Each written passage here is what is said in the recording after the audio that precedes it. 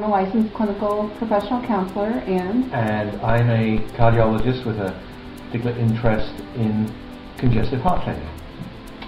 So we've been working with the HeartMath tools now for probably 6 or 7 years. We came across, when we saw the research that was done with some patients with congestive heart failure, and became very enamored, and I started using it in my private psychotherapy practice, and we started using it in the congestive heart failure practice, and now we're actually doing a study with patients using the quick coherence technique.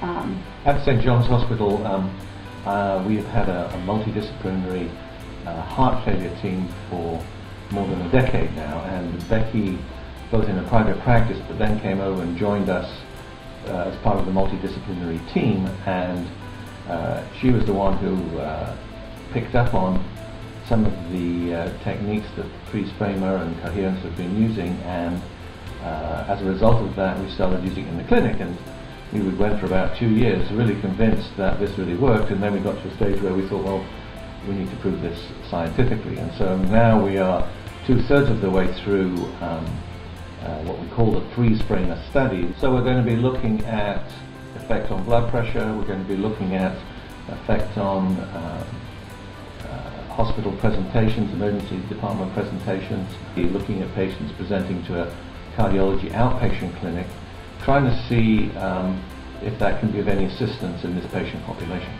We're just really teaching people quick coherence and asking them to practice that at least 10 minutes twice a day. And we have seen some real changes in people. To speak for ourselves, I've used it during times of pain. I gave birth to a 11-pound baby in our home using these techniques. And also just during times of discomfort, I found it to be very helpful. We have a blended family of 9 children. During times of stress, I found it to be very helpful. But mainly, like we instruct the patients to do, you know, I always talk about our internal idol, and I think it's important to do it a regular practice, at least a couple times a day when things are going okay, and then you can call on it easier during more stressful times. We've seen people in our study that have had amazing results. There's one patient that HeartMath has highlighted because he contacted them. He's had such profound results as far as his physical health improving, and just became a different, healthier person. I think so many patients that come to see me as a cardiologist arrive from a fear-based perspective. They may have underlying cardiovascular disease, or they may be worried that they're about to get it, and the use of quick coherence as a tool both for those people more at the anxiety-prone end of that presentation versus those people who have significant severe underlying cardiovascular disease and need tools to help them cope with the day-to-day business of living. And unfortunately, as a profession, I don't think the medical profession is very good at reassuring these people, and so quick coherence is such a useful tool for those patients to pull out, whether they're driving or fear that they've got chest pain or in the emergency department, or whether they're even going through the fearful process of coming to see me in the clinic.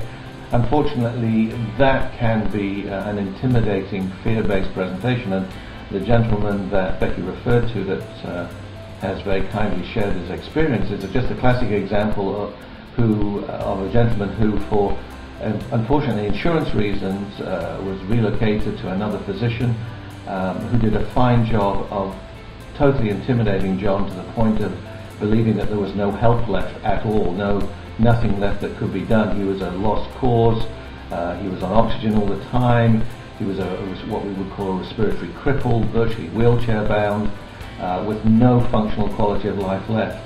And the recovery that we have seen in him using quick coherence is just a tribute to how this technique can release people from that fear-based lifestyle. It comes with adrenaline surges and blood pressure rushes and just a sense of being on orange alert all the time. It's just not a way to be coping with a severe illness. And we were just lucky that his insurance came back to see us, connected with us and his just despondent state of affairs, and again, I must pay tribute to his supportive wife, who helped redirect him. He started quick coherence, and it is just amazing what he has done. One thing that we love and that the patients love as well, and our family has loved, is the M-Wave. The M-Wave's so handy, and you can have it with you all the time, carry it around on your belt clip or in your pocket, and it can just be a tremendous tool. We're looking forward to our study being done so that we can implement using this more widespread, and the reason we did it just with quick coherence is that we want a model that can be replicated easy in doctors' offices, and that's why we just kind of did a streamlined version. And so we hope to be able to check out the M-Waves that we have left over from the study, to be having people doing that in the waiting rooms while they're waiting, and routinely teaching quick coherence as part of our practice to help with that autonomic balance. We're going to be very excited to see what the results are when we just enroll the last 40-odd patients. So we wish you a happy Heart Month, and remember to go to your heart when you need to be centered, and do the quick coherence method, and that's where we remind ourselves to be much of our time, and we wish you the best with your practice. All the best. Take care.